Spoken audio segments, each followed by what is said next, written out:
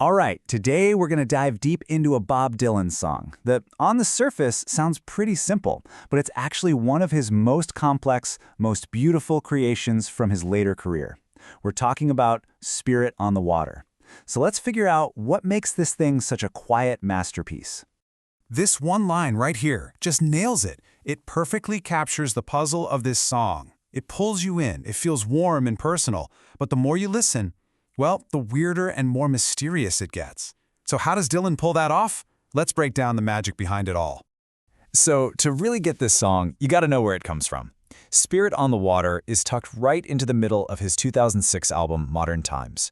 And that album is full of gritty blues, a sense of fate, and these deep, dark historical shadows. And then you get this moment of pure gentleness. That's why just calling it a love song doesn't even begin to cover it. See, the song doesn't have just one core emotion. Instead, what Dylan creates is this incredible feeling of, well, emotional hovering. You've got all these different feelings swirling around at the exact same time: attraction, memory, even a little bit of a playful ego, and this genuine, deep tenderness. It's this beautiful, complicated mess, and that's precisely why no simple label is ever going to stick. All that complexity leads us straight to the song's big question. What are we actually listening to here? Is it a straightforward declaration of love, or is it something much stranger, almost like a dream or some kind of vision? And you can see both sides so clearly. On the one hand, yeah, it's a love song. You've got all the classic stuff, the longing, the admiration, talking directly to someone you love, hoping they feel the same way. But then you look at the other side, and the whole atmosphere is so dreamlike. Time feels like it's stretching out, and the person he's singing to feels less like a real person and more like this powerful, almost magnetic force. But here's the crucial part. The song never picks a side. Dylan deliberately leaves it ambiguous.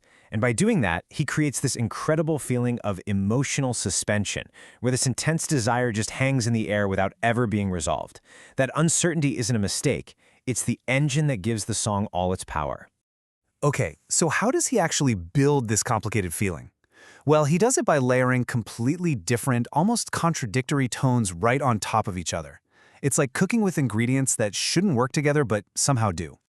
First up, you've got this elevated, almost biblical language. I mean, the title alone, Spirit on the Water, sounds like something straight out of Scripture, right? This gives the song this immediate weight, this feeling that it's timeless. But then, layered right on top of that holy echo, is this really powerful, very human desire. This is a song about wanting someone, about physical attraction, about longing for another person right here, right now, in this world.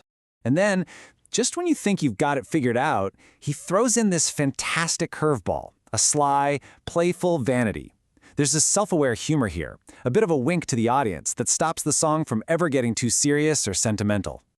What he's doing here is something you could call tonal layering. By mixing the sacred, the human, and the funny, Dylan creates this totally unique feeling, an affectionate eccentricity. It's warm and it's loving, for sure, but it's also kind of strange and playful all at the same time. But, you know, the magic here isn't just in the lyrics. Not even close. So much of what makes this song work is in the performance. The way Dylan sings and the way the band plays is absolutely key to unlocking what this song is really all about. To really get the performance, we have to talk about this idea of grain. Grain is that texture in a voice, you know? It's the sound of a life that's been lived.